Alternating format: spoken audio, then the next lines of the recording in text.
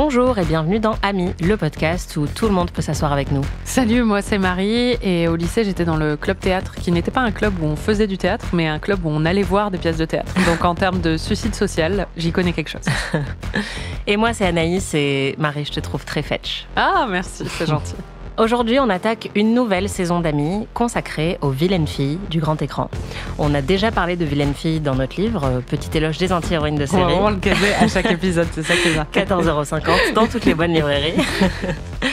Mais on a toujours rêvé de parler de plein de films qui sont plutôt des films prévus pour un public féminin à la base, qui ont des héroïnes féminines assez complexes, assez compliquées parfois, qui vont correspondre à plein de clichés vaguement sexistes. Le cliché de la peste, le cliché de l'hystérique, le cliché de la meuf superficielle, de la mauvaise mère, de la femme acariâtre, des choses comme ça. Mais en fait, c'est des femmes qu'on adore, quoi. Et donc, on a décidé de commencer cette petite saison avec une comédie adolescente qu'on aime beaucoup toutes les deux, qui s'appelle Mean Girls. Oui, donc on a été très littéral dans le choix de ce film pour cette saison. C'est clair. Mean Girls, un film de 2004, écrit par Tina Fey et réalisé par Mark Waters. On avait toutes les deux vu ce film, on en a parlé un petit peu si vous voulez en savoir plus sur notre rapport à ce film dans l'épisode à l'affiche qui a été diffusé il y a quelques jours. Marie, pour les personnes qui ne connaissent pas Mean Girls, est-ce que tu peux résumer le film en 30 secondes ? C'est l'histoire de Katie qui a passé toute son enfance en Afrique. Elle est jouée par Lindsay Lohan. Elle a passé toute son enfance en Afrique à ne pas aller à l'école, mais à être homeschoolée, comme on dit, à faire l'école à la maison, parce qu'elle avait des parents qui étaient zoologues. Et elle débarque donc pour la première fois de sa vie dans l'univers très cruel et un peu étrange d'un lycée, un lycée américain à Chicago, et elle va découvrir un peu toutes les dynamiques de groupe, et en particulier un groupe qui s'appelle les Plastiques, qui sont les filles les plus populaires. Elle va essayer de les approcher, de s'intégrer à ce groupe d'abord pour se moquer d'elles, tout en se laissant elle-même assez vite piégée par tous les ressorts de la popularité. C'est un outil scénaristique un petit peu gros, mais très efficace, de prendre une adolescente qui n'a aucun des codes adolescents américains normaux, puisqu'elle a grandi dans un autre pays et elle n'est jamais allée à l'école.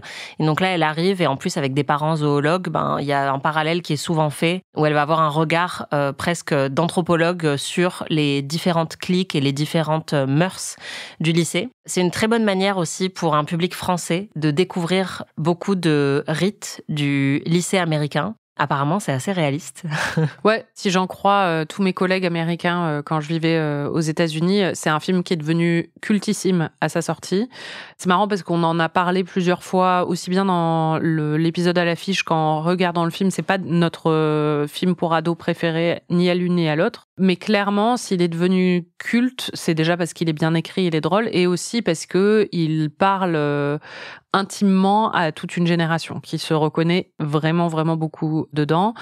Et c'est vrai que c'est malin comme procédé et qu'il y a un côté un peu exagéré parce que les lycées ne fonctionnent pas autant en clique que ce que le film voudrait nous faire croire, mais c'est quand même assez bien brossé, quoi. En fait, c'est pour nous, qui sommes toutes les deux allées étudier aux États-Unis, c'était même un outil d'inclusion, je pense, de regarder ce film. Enfin, moi, je me souviens qu'en arrivant là-bas, tout le monde me faisait des références à Mean Girls, et c'est à ce moment-là que je l'ai regardé, ouais, moi aussi, pour comprendre en fait la pop culture américaine, parce que c'est un film qui est incontournable et qui a à la fois, je pense, représenté une certaine réalité de l'expérience ado américaine, mais qui a aussi cristallisé dans sa représentation du film quelque chose qui a été reproduit ensuite par les gens qui allaient au lycée. Oui. Tu vois, on sait pas trop entre la poule et l'œuf ce qui est arrivé en premier, quoi. Donc, Katie découvre les différentes cliques. Ce qui est intéressant, c'est que dans les lycées américains, la façon dont ça fonctionne, c'est très différent des lycées français. C'est que le matin, ils ont cours, et déjà, les cours sont pour certains optionnels, c'est-à-dire qu'on peut choisir quel cours on va prendre, et aussi selon notre niveau dans telle ou telle matière, on peut choisir de prendre une classe avancée ou des choses comme ça. Donc, on n'est pas tout le temps avec la même classe. Et l'après-midi, en fait, c'est vraiment dédié aux activités extrascolaires. C'est très important pour les dossiers pour rentrer à la fac. Et donc, en général, il y a à la fois les équipes de sport, il y a aussi les pom-pom girls. Les pom-pom girls, mais il y a aussi des choses comme le théâtre, les mathletes, donc c'est les athlètes de maths, entre guillemets, mais c'est les matheux, quoi, qui font des concours de maths. Il y a aussi ceux qui font des concours pour épeler les mots, des concours d'orthographe. Il y a aussi des clubs d'échecs. Il y a aussi le journal de l'école. Normalement, bon, ça, c'est des choses qu'on a vues, par exemple, dans Véronica Mars et tout ça. Et donc, forcément, il y a aussi des dynamiques de groupe qui se créent autour de ça. On le voit dans beaucoup de films américains adolescents. On a les joueurs de foot. Ce qui est marrant, c'est que dans Clueless, c'est un transposé à l'univers d'Hollywood. Donc, il y a la mafia perse qui est tout le temps sur son téléphone et qui conduit que des Mercedes. Il y a les mecs cool du lycée, il y a les stoners ou des choses comme ça. Et là, ce qu'elle découvre, donc, c'est un peu tous les univers de cette école-là. Donc, il y a le groupe des jeunes qui sont un peu artistes, donc qui sont un peu à la marge et un peu chelous aux yeux du reste de l'école, alors qu'on sait très bien que ce sera les adultes les plus cool. Puis après, il y a les filles populaires, il y a les filles athlètes qui jouent au lacrosse ou des choses comme ça. Enfin, c'est rigolo, il y a vraiment... et on la voit, en fait, dans la cafétéria, c'est là où elle découvre un peu toutes ces dynamiques. Oui, et c'est vrai que c'est une vision très, très exacerbée d'un truc qu'on a quand même, je pense, connu aussi au collège et au lycée. Mais sauf que là, c'est beaucoup plus codifié et hermétique d'un groupe à l'autre. Mais le groupe le plus important dans Mean Girls et le plus important dans ce lycée, c'est les Plastics. Pourquoi elles s'appellent les Plastics ? Si je devais imaginer, c'est un surnom qui leur a été donné par les gens qui les admirent et les détestent à la fois. Parce que il y a un côté superficiel et en même temps, il y a un côté plastique de rêve et on dirait qu'elles sont faites en plastique, on dirait des Barbies, en fait, quoi. Oui, c'est ça. Moi, c'est comme ça que je l'avais compris la première fois que j'avais découvert le film. Je pensais que c'était aussi une allusion à la chirurgie esthétique et à la beauté totalement plastifiée, parfaite de ces filles-là. Il y a un moment dans le film où Janice accuse Cady d'être une plastique et elle lui dit « T'es exactement comme elle, t'es froide, lisse, dure, donc comme du plastique ». I'm sorry, I can explain. Explain how you forgot to invite us to your party? Janice, I cannot stop this car. I have a curfew. You know I couldn't invite you. I had to pretend to be plastic. Buddy, you're not pretending anymore. You're plastic. Cold, shiny, hard plastic. Mais c'est jamais explicité plus que ça. C'est les filles les plus populaires, les plus belles, les plus superficielles aussi. Dans Heathers, l'autre film dont on avait parlé, qui fait partie de cette trinité de films adolescents féminins, elles s'appellent toutes Heather. Elles ont toutes le même prénom, donc le commentaire va encore plus loin sur le fait que c'est des clones et qu'elles ont aucune personnalité. Et là, elles sont dirigées par la reine du lycée qui est Regina George. D'ailleurs, c'est même dans son prénom. Regina, c'est la reine. Tout à fait. C'est marrant parce que l'héroïne du film, c'est clairement Cady, qui est jouée par Lindsay Lohan. Mais le personnage le plus emblématique et qui est le plus rentré dans l'imaginaire collectif depuis, c'est Regina George. Et c'est même quelque chose qui a été assez évident quand il y a eu la sortie de la comédie musicale Mean Girls, où en fait, je n'ai pas vu la comédie musicale, mais toute la promo autour du film de la comédie musicale était autour du personnage de Regina George. Parce qu'on sentait que en fait, c'est ce personnage qui s'est cristallisé dans l'imagination de tout le monde, quoi. Ouais. Moi, je l'ai vu, c'est pas ouf. C'est ce que j'ai entendu dire, c'est pour ça que je l'ai pas vu. Je voyais pas trop l'intérêt, honnêtement. Mais bon. Ouais. Mais c'est vrai que, vraiment, toute la promo était autour du personnage de Regina George, quoi. Elle est même devenue un costume d'Halloween aux États-Unis. Ce qui est marrant puisqu'il y a tout un commentaire dans le film sur les costumes d'Halloween. Et oui, Regina George, si on essaye de se déguiser en un personnage de ce film, je pense que ce serait elle ou peut-être Janice, qui a une coupe de cheveux très typique. Ou bien ce serait Cady à Halloween, en fait. Oui.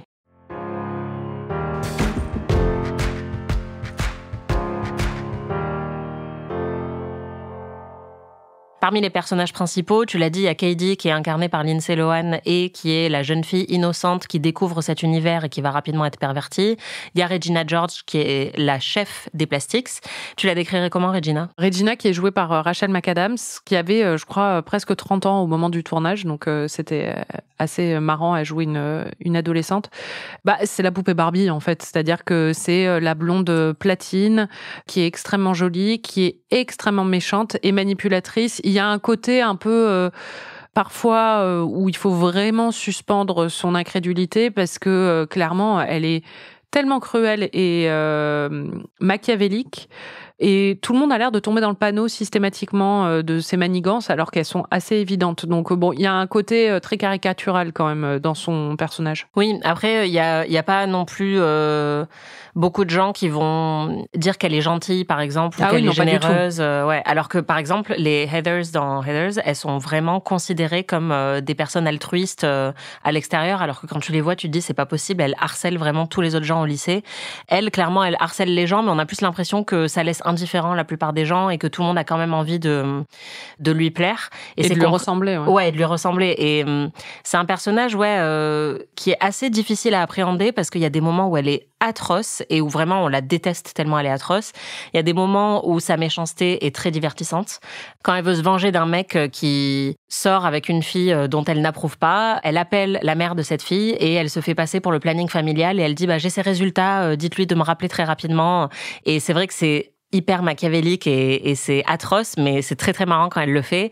Il y a un côté assez jouissif aussi à un moment où tout le monde essaye de se venger d'elle, enfin le groupe de Cady essaye de lui faire du mal et ils vont découper des trous dans son t-shirt au niveau des seins et elle enfile le t-shirt comme ça par-dessus son soutif qui est violet fluo et au lieu d'être catastrophée et d'avoir honte de sortir, elle le regarde et elle se dit ouais pourquoi pas et elle sort comme ça parce qu'en fait elle a tellement d'assurance qu'elle s'en fiche totalement de porter quelque chose qui est ridicule et ça va même lancer une nouvelle mode dans le lycée où tout le monde se découpe des trous dans le t-shirt au niveau des seins. Ça, c'est un truc qui est hyper admirable dans le personnage parce qu'on voit rarement des filles comme ça qui n'ont pas d'insécurité à cet âge-là. C'est une des choses qui sont pas très crédibles dans ce personnage parce qu'en vrai, même les filles les plus populaires au lycée sont souvent pétries d'insécurité et n'ont qu'une envie, c'est plaire. C'est rare, en fait, de voir des personnages qui sont aussi, à cet âge-là, aussi sûrs d'elles. Mais c'est ça qui est marrant et qui est assez jouissif avec elle, quoi. Oui, et en plus, on découvre dans d'autres scènes que sa méchanceté vient en partie d'une insécurité. Et il y a une scène qui est assez géniale pour le coup, où elle et ses copines sont toutes devant le miroir, en train de se trouver plein de défauts alors qu'elles sont physiquement assez parfaites. Et ça, je pense que c'est un truc que toutes les filles adolescentes ont vécu à un moment. Il y a des moments d'incohérence, je trouve, avec ce personnage dans le film, et c'est un peu dommage, parce qu'on comprend pas trop sa psychologie entièrement. Mais j'avoue que c'est ça qui la rend assez savoureuse aussi. Et pour le coup, c'est vraiment une vilaine fille. Ouais. Parmi ces sbires, il y a 2 filles qui font partie du groupe des Plastics. Et la première, c'est Gretchen, jouée par Lacey Chabert. Gretchen, qui est le cliché de ce qu'on appelle la Jewish American Princess, donc la princesse juive américaine, qui est un cliché dont je parle dans le livre sur les anti-héroïnes de série, parce que c'est un cliché qui est très prévalent dans la pop culture et auquel, par exemple, correspond vraiment le personnage de Rachel dans Friends, auquel correspond aussi le personnage de Cher Horowitz dans Clueless. C'est un personnage qui est né dans les années 50-60. Je crois que la première fois, c'est dans Goodbye Columbus de Philip Roth. Et c'est un archétype qui est... c'est une petite fille gâtée. Il y a souvent des blagues sur sa rhinoplastie, qui adore utiliser la carte bleue de papa. Bon, qui a des parents très très riches. Voilà, c'est un cliché qui est à la fois sexiste et antisémite, mais en même temps que beaucoup de jeunes filles juives américaines se sont réappropriées en s'en amusant. Et Gretchen, elle rentre totalement dans cet archétype. C'est-à-dire que son père est l'inventeur du toaster strudel, donc du strudel à toaster, et que c'est comme ça qu'il est devenu très riche. Et elle parle à un moment, on sait qu'elle est juive parce qu'elle parle d'un cadeau que ses parents lui ont offert pour Hanouka. Et bon, après, c'est tout ce qu'il a défini, c'est-à-dire qu'elle est assez superficielle et creuse et qu'elle correspond à ce cliché totalement, quoi. Oui, et elle est assez touchante à plein de moments. Elle est plus innocente que Regina. Puis elle est en attente totale d'approbation. En fait, le truc, c'est que tous les sbires de Regina sont désespérés d'avoir son approbation, quoi. Donc, elles sont un peu touchantes grâce à ça aussi. Lacey Chabert, c'est un peu la seule personne de ce casting qu'on n'a pas vraiment revu après, parce que c'est quand même un casting exceptionnel de A à Z, mais elle, pourtant, elle est très bonne, je trouve, dans le film, mais elle n'a pas fait grand-chose depuis. En tout cas, elle n'a jamais atteint le niveau de stardom stratosphérique des autres. Elle a joué dans quelques films de Noël, mais par rapport aux autres membres du casting, elle n'a pas du tout eu la même trajectoire. Et l'autre membre de ce groupe des Plastics, c'est Karen, jouée par Amanda Seyfried, qui, pour le coup, elle est devenue très connue, qui a joué dans beaucoup de comédies musicales, notamment Mamma Mia ou Les Misérables. Comment tu décrirais Karen ? Elle est complètement conne, mais de façon tellement réjouissante. Moi, c'est mon personnage préféré, très clairement. C'est celle qui me fait le plus rire. En plus, je trouve que Amanda Seyfried est incroyable dans ce rôle. Elle a un talent comique assez stupéfiant. Elle a les meilleures répliques, elle a les meilleurs moments, et elle a parmi les moments aussi qui sont le plus rentrés dans la pop culture après. What are you? I'm a mouse. Duh. You know who's looking fine tonight? Seth Mosikowski.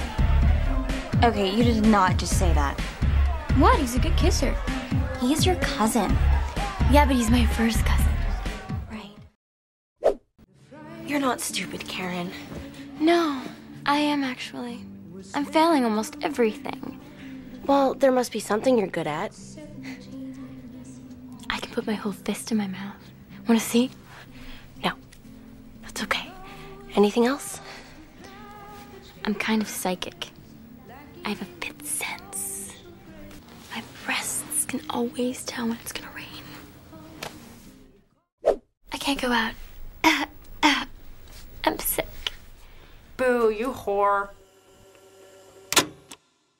C'est tellement savoureux comme personnage, en fait. Enfin, tu peux t'amuser. Quand t'as un personnage aussi bête, tu peux vraiment t'amuser sur l'écriture. Je pense que ce qui la rend si réjouissante, en plus du talent évidemment d'Amanda Seyfried, c'est que elle est tellement bête que la cruauté de Regina et des autres glisse totalement sur elle. Oui, c'est vrai. Et donc ça nous permet d'apprécier un petit peu plus parce que les autres personnages, on a quand même un peu mal au cœur pour eux. Et elle, il y a même un moment où Gretchen lui demande « Mais si Regina avait dit quelque chose de mal sur toi, est-ce que tu voudrais le savoir ?» Et elle répond « Non ». Et donc en fait, elle, toutes ces manigances qu'on va voir pendant tout le film, elle s'en préoccupe pas du tout. Et ça la rend vraiment jouissive parce qu'elle est juste là pour nous faire rire. Et il n'y a pas d'enjeu émotionnel particulièrement fort avec elle. Katie s'infiltre un peu dans ce groupe des Plastics, mais ses vrais amis au début en tout cas, c'est un duo de lycéens qui est très différent de ce groupe de lycéennes populaires. Il y a d'abord Janice qui est jouée par Lizzie Kaplan et ensuite Damien qui est joué par Daniel Francese, qui sont un peu un duo queer et assez marrant et qui vont initier Katie à la vie de ce lycée. Comment tu les décrirais tous les deux ? Ils sont très très drôles. C'est clairement les losers du lycée et en même temps pas vraiment. Ils ont le look de... moi, personnellement, dans mon lycée, ceux qui étaient un peu marginaux, ils avaient le même look. Elle a les cheveux teints en noir, très, très noir, et le mascara et l'eyeliner hyper marqué sous les yeux. Ils ont tous les deux des fringues beaucoup trop grandes pour eux, et ils se moquent un petit peu de tous les autres, et ils restent à la marge de manière choisie. Et ce que j'adore avec ce duo, au-delà du fait qu'ils sont très marrants et qu'ils ont parmi les meilleures répliques du film, c'est qu'ils sont jamais présentés comme des victimes, contrairement à beaucoup de personnages d'élèves qui vont être harcelés et marginalisés au lycée et dans les séries américaines. Eux, ils se vengent tout le temps quand on se moque d'eux. Il y a un moment où Damien chante une chanson sur scène pendant le talent show du lycée et quelqu'un lui jette une chaussure au visage tellement il chante mal. Et en fait, il rattrape la chaussure et il la rebalance sur le mec en chantant et c'est hilarant. Ils ont énormément de réparties, ils ont beaucoup d'assurance, justement. Ouais. C'est peut-être les personnages qui ont le plus d'assurance dans ce film et qui sont totalement à l'aise avec qui ils sont, ce qui là aussi va subvertir un petit peu le cliché qu'on pourrait avoir autour des losers, émo, qui seraient hyper mal dans leur peau et hyper timides. Eux, c'est pas du tout ça. Et donc, il y a quelque chose de très jouissif et je pense qu'il a dû faire beaucoup de bien à des adolescents qui ont découvert la comédie à cette époque-là, de voir que ce groupe-là était représenté de cette manière. Oui, en fait, c'est marrant parce que c'est typiquement le genre de personnage où c'est pas vraiment des losers parce que tu sais très bien que ça va être eux qui vont être des adultes intéressants et cool. Nous, on le sait. Voilà. Mais au lycée, on avait tendance à se moquer de ces gens-là ou à faire partie de ces gens-là. Ils ont l'assurance de jeunes qui savent qu'ils vont devenir les adultes les plus cool, alors qu'en général, tu le sais pas. Quand t'es au lycée et que t'es dans cette case-là, tu l'espères beaucoup. T'espères que ça ira mieux. Eux, on sent qu'ils ont un sentiment de supériorité par rapport au monde qui les entoure, qui est assez réjouissant. Oui, et on se doute que peut-être Tina Fey a fait partie de ces gamins-là. Voilà, et qu'elle a beaucoup d'affection pour ces deux personnages. Ça, je trouve que c'est un des trucs les plus fins dans l'écriture de ce film qui, tu l'as dit, peut être un peu caricatural par moment. Enfin, moi, ça m'a replongé dans l'état d'esprit que j'avais au collège et au lycée, où ta vie sociale et ton image, c'est toute ta vie. Et tu vois pas au-delà de ça, et tu n'imagines même pas ce que tu pourrais être à 20 ans, 25 ans. Et donc, c'est vrai que le moindre faux pas peut paraître abominable quand t'es au lycée. La moindre mèche de cheveux qui va pas, ou le mauvais choix vestimentaire, la blague qui n'a fait rire personne à la cantine. Et ce film capte vraiment ça. Et d'ailleurs, il y avait des moments où on était angoissés toutes les deux, parce que je pense qu'on se remet dans la position d'adolescente où on a l'impression que les enjeux sont hyper élevés. Et ces deux personnages-là, ils font du bien parce que, comme tu dis, ils voient les enjeux avec beaucoup plus de distance, quoi. Les deux personnages ont étaient tellement harcelées tout au long de leur vie. Enfin, on sait que Janice a vécu un harcèlement très violent de la part de Regina, où Regina a dit à toutes les élèves que Janice était lesbienne et l'a fait être désinvitée de fêtes et tout ça. Elle a été complètement ostracisée. Tu sens que c'est un traumatisme qui l'a aussi endurci. C'est un mauvais cliché en règle générale dans les films aussi de transformer le harcèlement scolaire en une sorte d'épreuve qui fait grandir ou des choses comme ça. Là, c'est pas exactement ça, mais on sent que c'est aussi ça qui a fait d'elle quelqu'un d'un peu mordant, sarcastique et qui ne supporte plus du tout cet univers-là et qui est extrêmement moqueuse. Elle est sur la défensive aussi, énormément. Ouais. Et Damien a certaines des meilleures répliques du film. Watch out, please. New meat coming through. Hey, get out of here! Oh my God, Danny DeVito, I love your work. Ho, ho, ho, ho, ho. Candy cane grounds. Okay, hurry up. Taylor Zimmerman, 2 for you. And Caddy Heron. Do we have a Caddy Heron here? It's Katie. Oh, Katie, here you go. 1 for you. And none for Gretchen Wieners. Bye. I wish that I could bake a cake made out of rainbows and smiles and we'd all eat it, be happy. She doesn't even go here. Daniel Franzese qui a joué dans Looking par la suite et qui est vraiment un super acteur et je trouve ça dommage qu'on le voit pas plus à l'écran parce que pour le coup, il a énormément de charisme.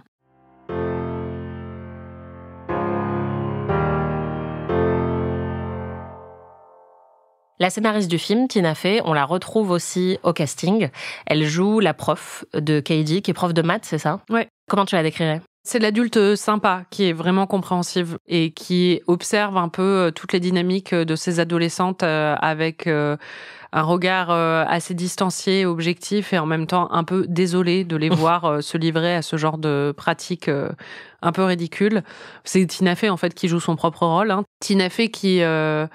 au moment du film, était encore à SNL, où elle a été head writer et elle a co-présenté le Weekend Update, qui est un peu un segment culte de Saturday Night Live.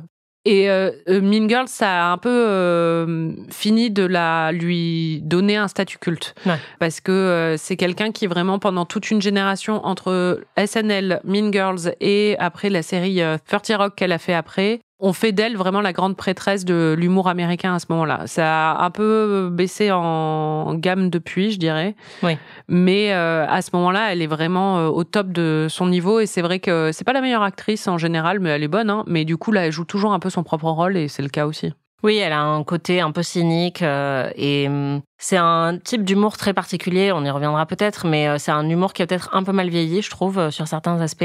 Mais ce qui est bien aussi avec ce personnage de prof, c'est que on a un petit peu les coulisses de sa vie. On la voit pas que dans son personnage de prof, on sait aussi qu'elle vient de divorcer, qu'elle a ses propres soucis, en fait, elle a ses propres emmerdes, et que donc elle fait de son mieux pour conseiller ses élèves, mais que parfois elle en a un peu marre. Et je trouve que ça lui donne un petit peu de complexité, alors qu'elle est pas là très souvent, mais c'est pas un mentor non plus hyper parfait, qui aurait toujours le bon mot ou la bonne attitude avec ses élèves.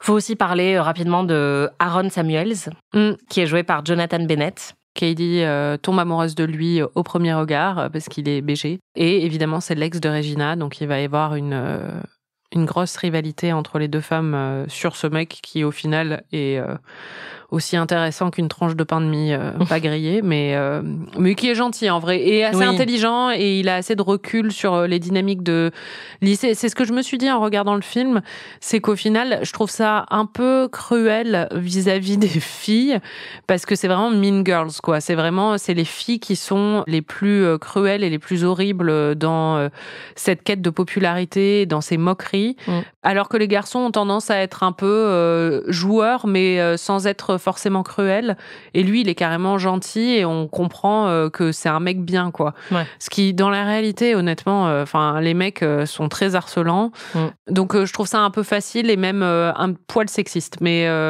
bon, ce personnage il est charmant, quoi. Oui, non, je suis d'accord avec toi. Le problème, c'est que on est quand même dans un film où l'obsession de ces filles pour leur propre apparence est omniprésente, que ce soit leur poids, leurs vêtements, Et à aucun moment, on ressent la pression qui pourrait venir d'ailleurs. C'est-à-dire que le film nous montre vraiment cette pression-là comme mise par elle-même, sur elle-même. Et on voit des filles qui sont méchantes entre elles, mais on n'a jamais vraiment cette réflexion sur ce qu'il pourrait y avoir de systémique qui pourrait mener ces filles à se décortiquer dans le miroir tous les matins, à vouloir être minces. Il y a peut-être un petit peu le personnage de la mère de Regina, qui est très superficielle aussi, qui est sans doute une ancienne Mean Girl. Et on peut comprendre qu'elle a peut-être mis la pression dans son enfance sur Regina pour avoir une apparence parfaite. Mais encore une fois, c'est un personnage de femme. Oui, c'est ça. Mais après, c'est pas très surprenant. Tu disais les choses qui ont mal vieilli dans l'humour de Tina Fey. Il y a vraiment ça. C'est-à-dire qu'elle est très cruelle envers les filles superficielles. Ouais. Il y a quelque chose, par exemple, moi, ce que j'adore dans Clueless, c'est justement que ça prend le personnage de la peste blonde superficielle et ça le détourne en montrant un peu toute sa complexité et en l'humanisant énormément. Tina Fey, elle a jamais été intéressée par ça. Elle a toujours aimé se moquer. Surtout les blondes, en général, dans ses œuvres, sont toujours très moquées ou ridiculisées. Et elle a un côté assez misogyne, en fait, dans ses blagues. C'est un peu une féministe deuxième génération.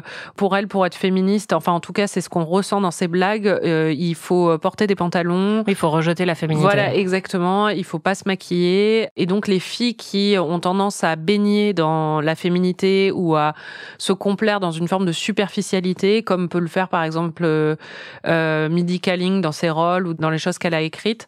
Elle a pas mal de mépris pour ça en général, et ça se sent dans les choses qu'elle a écrites. Moi, j'aime beaucoup, par exemple 30 Rock, j'étais une énorme fan et tout ça, et je trouve que Mean Girls est brillant par plein d'aspects, mais on ressent ça aussi, qu'il y a vraiment une fibre de mépris assez claire envers ce type de filles en fait, et envers les filles qui aiment le rose et qui sont soucieuses de leur apparence. La mère de Regina, il faut préciser, elle est jouée par Amy Poehler, qui était aussi à SNL avec Tina Fey. Elles sont très très bonnes amies toutes les deux. Amy Poehler qui ensuite a joué Leslie Knope dans Parks and Recreation, qui est une de nos séries préférées, et qui est évidemment hilarante dans ce film.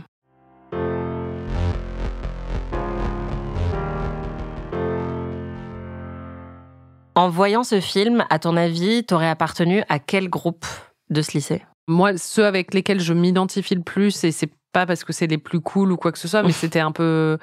C'est Janice et Damien. C'est-à-dire que moi, au lycée, très clairement, je faisais partie du groupe des gens où on voulait filmer des séries télé sur les quais à Bordeaux pendant le week-end. On était en option art plastique. On était un groupe de filles avec un mec gay au milieu et on passait notre vie à bitcher et à avoir des potins sur les gens, mais sans jamais interagir avec eux, quoi. Parce qu'on était trop timide et trop naze pour le faire.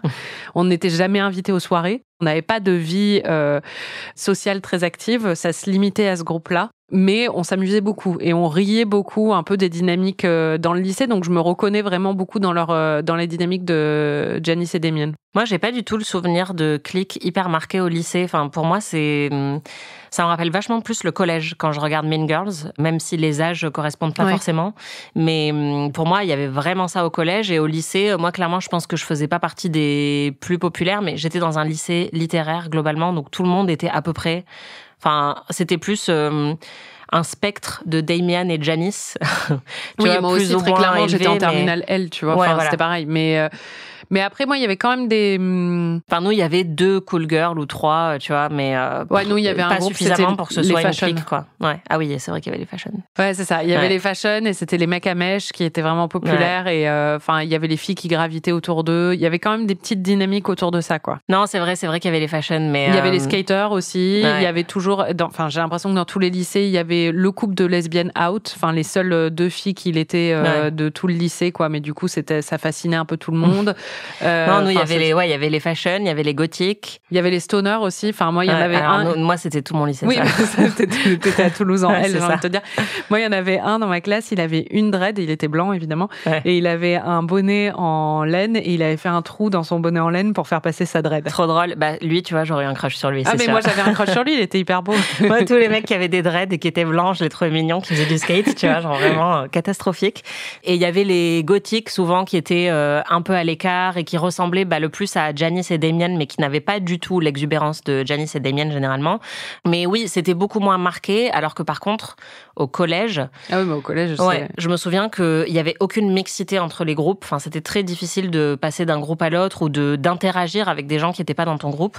Et moi, en fait, au collège, j'étais la moins cool et populaire du groupe des filles populaires, tu vois. Je traînais avec les cool girls, tu vois, qui avaient toujours le meilleur gloss et qui avaient les jogging Juicy Couture et les trucs comme ça. Et je suivais très clairement les tendances vestimentaires de ces meufs-là. Et je pense que c'est vraiment au lycée que je suis sortie de toutes ces considérations, tu vois. Moi, au collège, j'étais une bisu. Donc, vraiment, j'avais très peu d'amis en général. Enfin, c'était compliqué. Mais j'avais énormément d'envie d'être populaire. Ce qui est aussi la raison principale pour laquelle je ne l'étais pas. Mais je sais pas. Moi, je trouve que c'est un truc qui est totalement injuste et arbitraire. Enfin, je pense que beaucoup de gens ont vécu un peu les deux facettes de ça en étant au collège ou au lycée, tu vois. C'est-à-dire que d'une semaine à l'autre ou d'un jour à l'autre, tu pouvais être populaire puis te retrouver ostracisé et tu savais pas trop pourquoi. Et c'était tellement injustifié. Enfin, c'était pas parce que au final tu t'habillais moins bien ou quoi. C'était vraiment, basé sur des critères pour moi qui étaient intangibles. Mais je trouve que le film capte très bien avec Cady un truc qui est dit de manière explicite à un moment, qui est de à la fois détester ses filles et de vraiment vouloir traîner avec elles quand même. Évidemment. Et je pense que dans beaucoup de cliques de filles populaires du collège ou du lycée, c'était souvent ça. C'est-à-dire que tu comprenais même pas pourquoi tu y appartenais ou pourquoi tu considérais ces filles comme tes amies, parce qu'elles étaient méchantes, quoi, y compris avec toi. Je les considérais pas comme mes amies, mais j'avais un syndrome de Stockholm, en fait. T'as vraiment envie qu'elles soient tes amies et qu'elles sont pas si intéressantes. Mais non, pas du tout.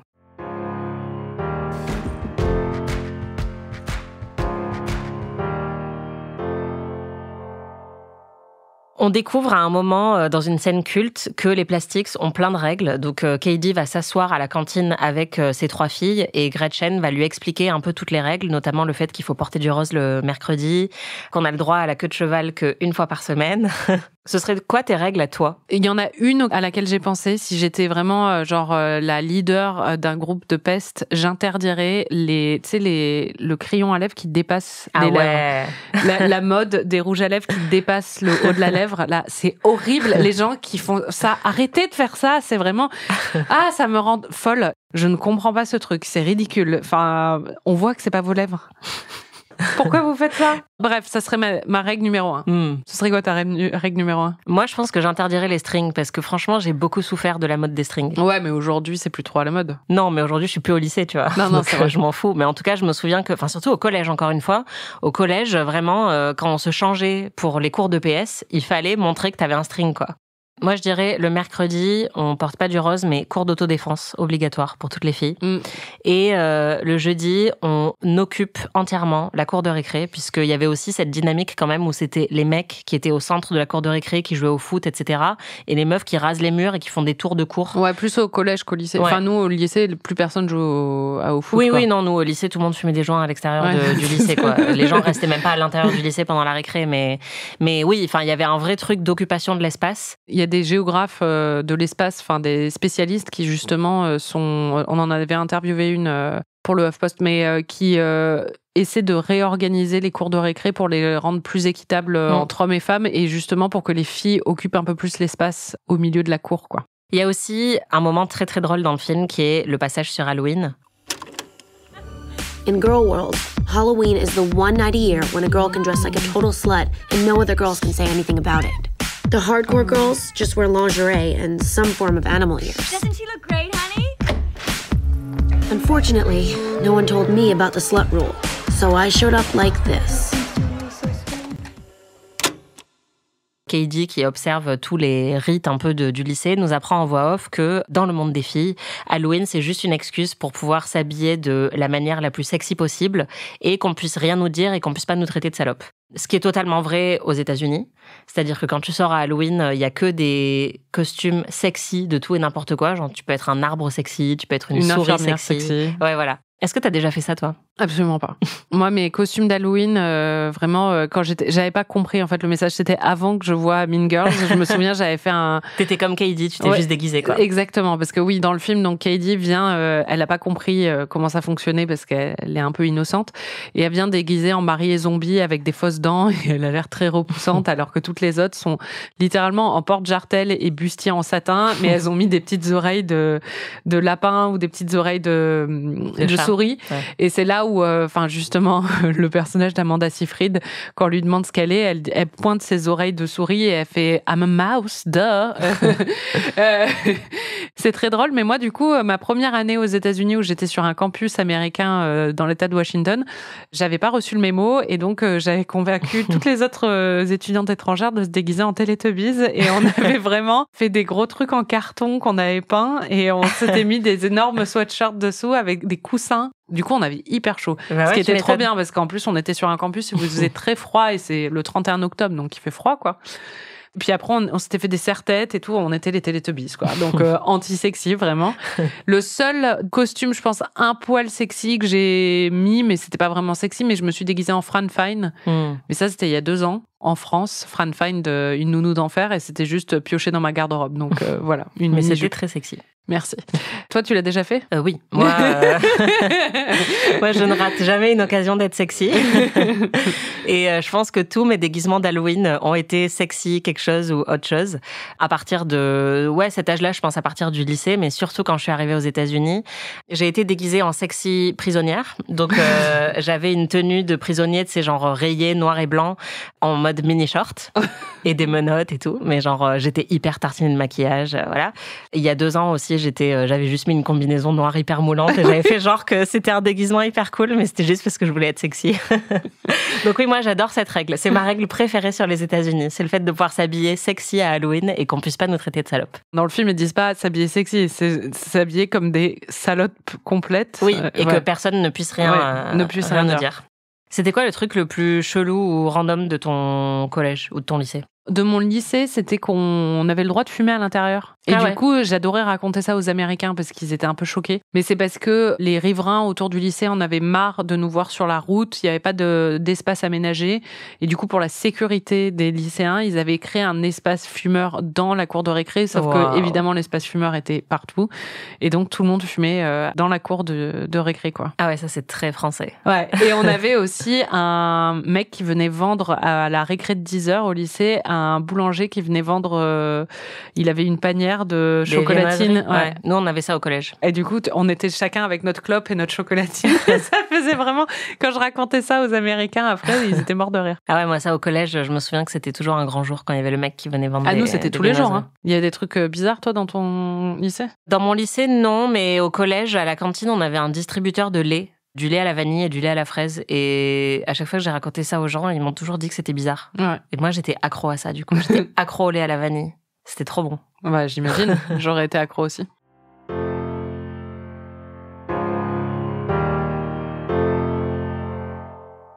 Katie, dans le film, va progressivement changer de personnalité pour essayer de s'intégrer. Elle est de plus en plus curieuse, comme tu l'as dit, des plastiques, et elle a envie de faire partie de ce groupe, et elle va se transformer physiquement et mentalement, et devenir de plus en plus superficielle et cruelle. Au début, elle y est pour... Janice et Damien la convainquent de s'intégrer aux plastiques quand les plastiques l'approche pour qu'elle puisse justement se venger, enfin leur jouer des tours et apprendre des informations sur elle. Et en fait, évidemment, c'est tentant, c'est-à-dire que d'un coup, elle se retrouve une des filles les plus populaires, mise en avant, tout le monde parle d'elle, la regarde, l'envie, comme les 3 autres. Il y a un côté grisant et complètement addictif, donc on peut comprendre qu'une adolescente qui en plus a jamais connu l'univers du lycée se plonge là-dedans la tête la première, quoi. Ça a suscité pas mal d'angoisse chez toi et moi quand on regardait le film, parce qu'on avait peur... à la fois de la méchanceté dont elle pouvait faire preuve et à la fois de la voir être déclassée socialement, puisqu'elle gravit les échelons très très vite, et donc il y a plein de moments qui sont quand même assez gênants dans le film, et franchement j'avais l'impression qu'on était devant un film d'horreur à certains moments. Ouais. Pretty bitchy, but I'm not mad. I mean, I guess she just likes the attention. See, Grinch, I told you she's not mad at you. I can't believe you think I like attention. Okay, love ya. See you tomorrow. Her pathetic divorce. You let it out, honey. Put it in the book. No. No. I know you you a bitch. But that's only because I was acting like a bitch. Hey, I called you last night. I wouldn't be caught in some ridiculous costume. Oh là là, c'est tellement cringe. Oh, ça va être tellement cringe. Attention un peu. Jason? Hey! Non! Pas le vase. Oh là là! Oh là là! Oh! You're not listening to me. No. More vomit. No, wait a minute. What is this? Actual vomit. Non! La dernière scène qu'on entend, c'est une scène où Katie vomit sur son intérêt romantique, Aaron Samuels, parce qu'elle a trop bu. C'était extrêmement angoissant. Ah oui, bah oui. Et c'est aussi à travers cette relation avec ce mec qu'on la voit se trahir un petit peu, puisque elle veut absolument lui plaire tout en sachant qu'elle devrait pas y toucher parce que il appartient entre guillemets à Regina. Et pour le séduire, elle va faire semblant d'être très nulle en maths, alors que c'est une petite génie des maths. Est-ce que tu approuves cette méthode de séduction, Marie ? Bah non, évidemment. Mais je sais pourquoi elle fait ça. C'est-à-dire que moi, au collège, je pensais que le truc le plus cool, c'était d'être cancre. Donc, je ne faisais aucun effort en cours parce que je pensais que c'était comme ça que j'allais obtenir un statut. Ah, c'est trop drôle. Un statut un peu de meuf qui en a rien à faire et qui est trop cool, quoi. Bah, c'est vrai qu'en même temps, enfin, moi, je me souviens qu'on s'est moqué de moi parfois parce que j'avais des bonnes notes. Oui, donc, bah, c'est ça. Les premiers de la classe, c'était vraiment les nerds, quoi. Ouais. C'est fou quand même. Le en même temps, en même temps, j'avais un classeur Seigneur des Anneaux et un classeur Buffy, donc j'étais déjà cataloguée, mais bon, visiblement, avoir 4 en latin, c'était vraiment ça la clé, tu vois. Tu l'as amené au lycée, ton classeur ? Et mon classeur Buffy, je l'ai amené au collège parce que je l'ai changé avec une autre. Ah ouais. Ouais. Ah ouais. Tu te tendais un peu le bâton pour ça. Bah, évidemment. Ça, on le garde dans sa chambre. Je pense que ce qui est le plus resté de ce film, c'est vraiment ses répliques cultes. Il y en a énormément. D'ailleurs, en le regardant, on s'est fait la réflexion que c'est un peu comme La Cité de la Peur. C'est le genre de film que tu prends plaisir à revoir parce que tu le connais par cœur et que tu vas citer les répliques ad nauseam. Il y en a énormément. This is Damien. He's almost too gay to function. It's so fetch. What is fetch? Oh, it's like slang from England. So if you're from Africa, why are you white? Boo, you whore. There are no rules in this house. I'm not like a regular mom. I'm a cool mom. Don't have sex, because you will get pregnant and die. On October 3rd, he asked me what day it was. It's October 3rd. Le almost too gay to function, enfin presque trop gay pour être apte à fonctionner. Ouais. Pour décrire Damien, ça c'est rentré dans le langage courant aux États-Unis. Boo, you whore. Boo, salope. Ouais, salope. C'est rentré dans le langage courant aussi. Ouais, en fait, il y en a beaucoup qui sont juste utilisés. Et moi, j'ai un peu découvert à ce moment-là aux États-Unis que ces expressions venaient de ce film. Ouais, you can't sit with us. Donc, tu peux pas t'asseoir avec nous. Ça aussi, c'est rentré dans le langage courant. On Wednesday, we were pink.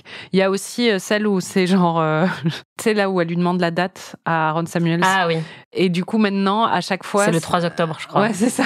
Et à chaque fois, du coup, quand c'est le 3 octobre, t'as plein de comptes sur Instagram qui rappellent que c'est le 3 octobre qu'il se passe cette scène emblématique. Où il lui demande l'heure et ça la chamboule totalement. T'en as une préférée ? Ouais, j'aime bien You smell like a baby prostitute.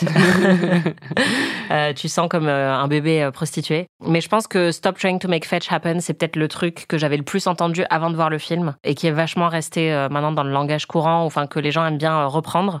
En fait, ça me fait penser à... Bah, moi, c'était l'époque où j'étais au collège, où il y a Brise de Nice qui est sorti et où tout le monde disait « je t'ai cassé, il t'a cassé ».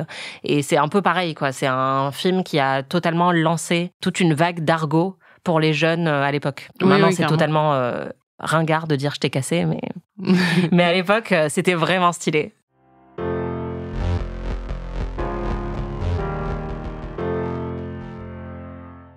Qu'est-ce qu'on pense de l'humour racial du film ? Parce qu'il y a quand même pas mal de blagues qui sont faites aux dépens de certains personnages racisés et pas mal de blagues sur l'Afrique qui paraissent un peu maladroites aujourd'hui, non ? Oui, bah quand elle va voir ses camarades noirs et qu'elle leur dit Jumbo, c'est un peu... Enfin, de toute façon, c'est le problème de Tina Fey. C'est-à-dire que on lui a beaucoup reproché ça ces dernières années, surtout avec d'autres séries qu'elle a fait comme Unbreakable Kimmy Schmidt ou des choses comme ça. C'est un peu des œillères, en fait. C'est-à-dire que c'est pas de l'humour raciste, forcément, mais c'est plus des clichés très faciles. Et on a l'impression qu'elle se remet pas du tout en question sur ce type d'humour-là. Non, et puis elle aime bien même, je pense. Enfin, et elle aime bien provoquer un peu là-dessus. Et quand on lui reproche, je pense que elle aime bien qu'on lui reproche aussi. Dans Unbreakable Kimmy Schmidt, elle s'est jamais remise en question sur le fait qu'il y a un personnage dedans qui est joué par celle qui jouait Jenna dans 30 Rock, qui est une actrice blanche, blonde et tout ça, et qui est censée être d'origine amérindienne dedans. Et à un moment, on la voit avec... elle a du fond de teint pour la faire paraître plus bronzée ou quelque chose comme ça. Bon, ça a été hyper critiqué et c'est assez nul. Oui, c'est pas drôle en plus, quoi. Non. Mais là, c'est comme le proviseur qui est un des rares personnages noirs. Enfin, c'est le seul personnage noir du film qui a des répliques. Et au moment où il y a une espèce d'émeute qui se déclenche dans le lycée, il devient violent, il se met à hurler pour reprendre un peu la situation en main et il dit je me suis pas échappé du South Side de Chicago pour en arriver là. Et donc, en plus, le fait que le seul personnage noir de ce film soit réduit à ça, c'est un peu grossier. Ils viennent du quartier le plus dangereux de Chicago. Mais bon, c'est classique Tina Fey. Elle a toujours... Enfin, il y a des moments où, du coup, elle n'a pas le côté policé qu'on peut avoir aujourd'hui dans l'humour. Et donc, dans 30 Rock, ça peut être très drôle. C'est-à-dire, je me souviens, par exemple, d'un épisode où il y a un personnage qui est joué par Peter Dinklage, qui jouait Tyrion dans Game of Thrones. Et là, il joue un personnage qu'elle prend d'abord pour un enfant dans la rue. Et elle est dans un moment où elle se demande si elle veut avoir des enfants ou pas. Donc, elle lui touche la tête ou un truc comme ça. Et elle finit, comme elle est hyper gênée quand elle se rend compte que ça n'est pas un enfant, elle finit par aller à un date avec lui. Et c'est très drôle parce que c'est le genre d'humour qui est assez subversif et vraiment pas politiquement correct. Mais pour le coup, là, ça se moque de ses préjugés à elle. Oui, donc exactement. Pas mal, et souvent dans 30 Rock, elle est assez intelligente pour faire ça. Mais il y a aussi le personnage de Tracy Jordan dans 30 Rock qui, pour le coup, est un ramassis de clichés, quoi. En même temps, Tina Fey, elle a l'intelligence parfois de faire des blagues très drôles sur des sujets en n'ayant pas vraiment peur de brusquer ou des choses comme ça. Et il y a d'autres moments où tu as un peu envie de lui dire et un regard un petit peu plus critique et puis surtout sois un peu plus exigeante envers toi-même, quoi. Ouais, c'est clair.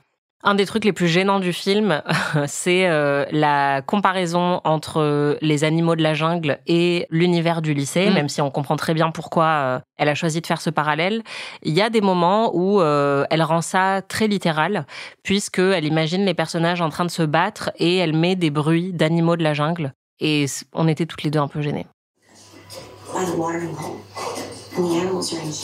Putain, j'ai oublié ça. C'est vraiment gênant. Toutes les comparaisons en général avec la zoologie, c'est un peu... Je choisis d'y voir une référence à If, un film des années 60 qui a gagné la Palme d'Or, dans lequel, en noir et blanc, il y a une scène où deux personnages s'affrontent et se mettent tout nus et il y a des bruits d'animaux derrière et ça faisait un peu nouvelle vague. C'était très stylé. Donc je suis sûre que c'est ça, vraiment. Ouais. Et le truc, je pense, qui fait que ce film n'est pas aussi haut dans notre liste à toutes les deux que Clueless ou Heathers, c'est le fait qu'à la fin, tout est bien qui finit bien, et il y a un côté très très doux, voire peut-être un petit peu trop dans la morale du film. Ouais, je pense que déjà, c'est un film qui est, sur son ensemble, un peu inégal. Oui. Alors que je dirais que, par exemple, Clueless est brillant du début à la fin, de la première seconde à la dernière. Je dirais, par exemple, que Easy A, Easy Girl, le titre pour la France, est aussi excellent du début à la fin. C'est un film que je veux te faire découvrir dans cette saison sur les vilaines filles aussi. Là, il y a quand même un truc inégal à travers le film et surtout, oui, c'est la fin où en fait la leçon de morale, c'est on va toutes se réconcilier et en fait les méchantes, elles sont pas si méchantes et Kaylee devient la reine de promo après avoir fait un mea culpa public et quand elle devient reine de promo, elle décide de partager sa couronne avec tout le monde. Et là, il y a des gros plans sur les filles qui sont clairement pas considérées comme les plus jolies. Elle leur dit « J'adore ta robe ce soir » ou des trucs comme ça. Et ça fait vraiment... c'est très condescendant, c'est un peu démago. Ouais, puis ça manque de mordant. Du coup, tout le côté mordant du film jusqu'à maintenant disparaît parce que c'est la gentille qui redevient gentille. Et ouais, c'est vraiment démago, quoi. Ouais. Et ça souligne encore une fois l'idée de Tina Fey qui est que tout le mal venait du fait que les filles bitchaient sur elles, entre elles, et que donc si on leur apprend à ne plus faire ça, tout ira bien, comme s'il n'y avait pas de pression extérieure qui faisait que toutes ces cliques-là se formaient au lycée. Ah ouais, tu te souviens de la fin? Non. C'est cheesy. Ah ouais? Elle va faire un discours en mode il faut tous s'aimer les uns les autres et vive les maths. Vive les maths surtout, ouais. Oh non, elle va la casser. Ouais. Oh, c'est vraiment... Ouais. C'est pas très respectueux pour la personne qui s'est donné du mal à faire une petite couronne, quoi. Non, mais ça va. Non, mais ça va, là, c'est ça. Est-ce que tu as un MVP? Bah, c'est Karen. Ouais, moi aussi. Jouée par Amanda Seyfried, donc elle est géniale. Elle est parfaite. J'aimerais un film juste sur elle, en fait. Ouais, c'est clair. Karen et son cousin. C'est vrai qu'elle est amoureuse de son cousin et quand on lui dit tu peux pas draguer ton cousin, elle dit mais non, ça va parce que c'est mon cousin Germain. C'est mon cousin Germain et il y a les cousins Germain, les cousins éloignés et ils sont là. Ouais, bien sûr. Et en plus, il embrasse très très bien. Précise. Merci de nous avoir écoutés. Merci Marie. Merci Anaïs. Si vous voulez voir ou revoir Mean Girls, le film est disponible en streaming sur plusieurs plateformes. Vous pouvez retrouver tous les épisodes d'Amis sur slate.fr ou votre plateforme de podcast préférée. Dans le prochain épisode, on regarde un film que seule Marie a vu, puisqu'elle va me faire découvrir Le Club des Ex. Enfin, puisque ça fait très très très longtemps que j'ai envie de voir ce film et qu'on attend d'en parler dans le podcast. Si vous découvrez ou redécouvrez ces portraits de la féminité imparfaite en même temps que nous, n'hésitez pas à partager vos impressions sur notre compte Instagram, Amis le podcast. On adore lire vos messages. Si vous avez aimé cet épisode, vous pouvez nous laisser 5 étoiles et un petit commentaire. Et évidemment, vous pouvez nous hyper auprès de tous vos amis. On se retrouve la semaine prochaine pour de nouvelles aventures. Amis est un podcast d'Anaïs Bordage et Marie Telling, produit par Slate Podcast. Direction éditoriale Christophe Caron. Production éditoriale, prise de son et réalisation Aurélie Rodriguez.